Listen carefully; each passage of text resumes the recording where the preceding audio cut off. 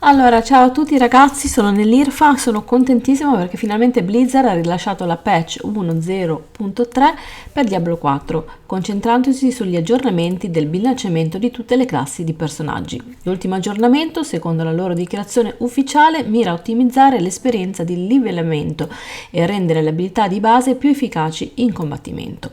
Blizzard ha affrontato il feedback dei giocatori riguardo alle abilità che sembravano sottodimensionate rispetto ad altre, apportando miglioramenti appropriati. Lo studio rileva inoltre che stanno monitorando altri argomenti che sono stati ampiamente discussi dalla comunità dei giocatori, come la sopravvivenza dei minion e la parità di build, alla faccia di chi contestava sotto nei commenti le mie critiche dicendo che sono completamente fasulle. Infatti tanto fasulle che Blizzard ne sta prendendo nota.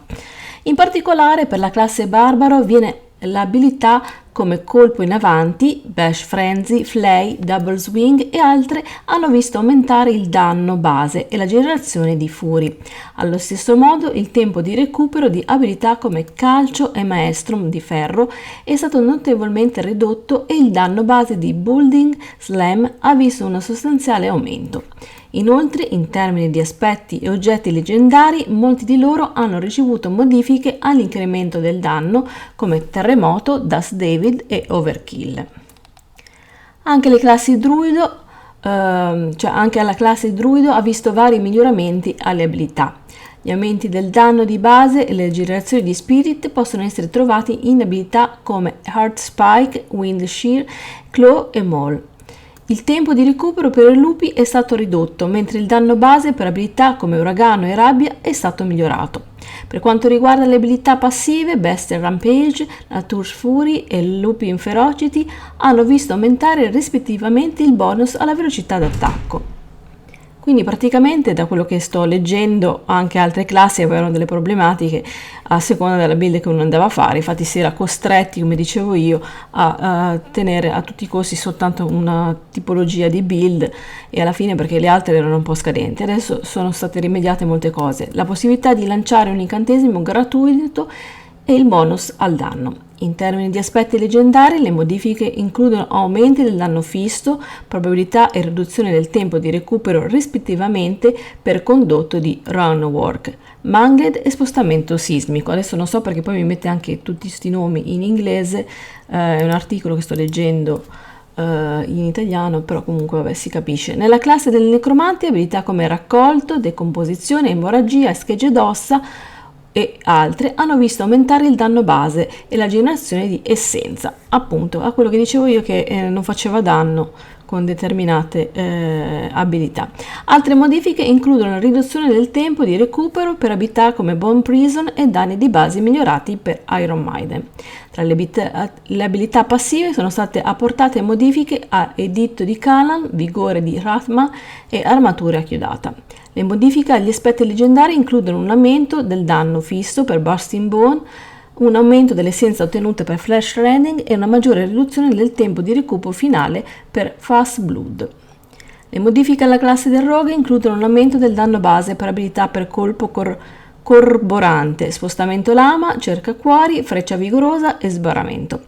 La riduzione del tempo di recupero è stata applicata a granata fumogena e il danno base è aumentato a raffica. In termini di aspetti leggendari, le modifiche includono la riduzione del tempo di recupero per l'artista della fuga e l'aumento della probabilità di colpo fortunato di ottenere un sudario oscuro per Ombrus. Per la classe stregone ci sono stati aumenti del danno base per abilità come scintilla, dardo di gelo, dardo di fuoco, dardo caricato, incenerimento e altre. Le modifiche includono la riduzione del costo di mana per Fireball e l'aumento del danno base per Blizzard. Per gli aspetti leggendari sono stati aumentati la catena per un'ulteriore possibilità nemica di energie abbondanti, quantità lenta per le estremità bruciacchiate, possibilità di ripristinare il mana per incendiario e riduzione del danno per Snowguard. Beh, purtroppo è una traduzione probabilmente questo articolo, quindi un po' fatta male.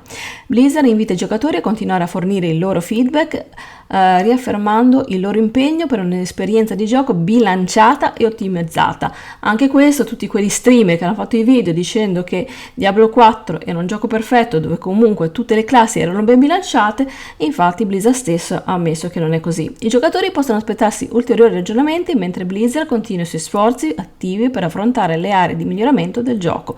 Allora, a quanto pare, sono state fatte delle buone modifiche, almeno per quanto mi riguarda, finalmente in Necromante, perché appunto andavo a utilizzare proprio queste qua, queste skill, queste abilità, appunto emorragia, decomposizione erano le mie, della mia abilità, e facevano veramente pietà, sono state aumentate.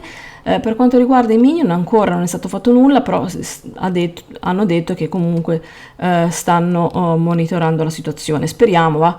Per il momento adesso ho cambiato build, ma perlomeno andrà meglio dopo questa patch. Ok ragazzi, vi ringrazio per la visione, come sempre vi chiedo la vostra opinione qui sotto, insultatemi, però comunque è così. E se non l'avete ancora fatto, naturalmente iscrivetevi al canale attivando tutte le campanelle. Ciao a tutti e alla prossima.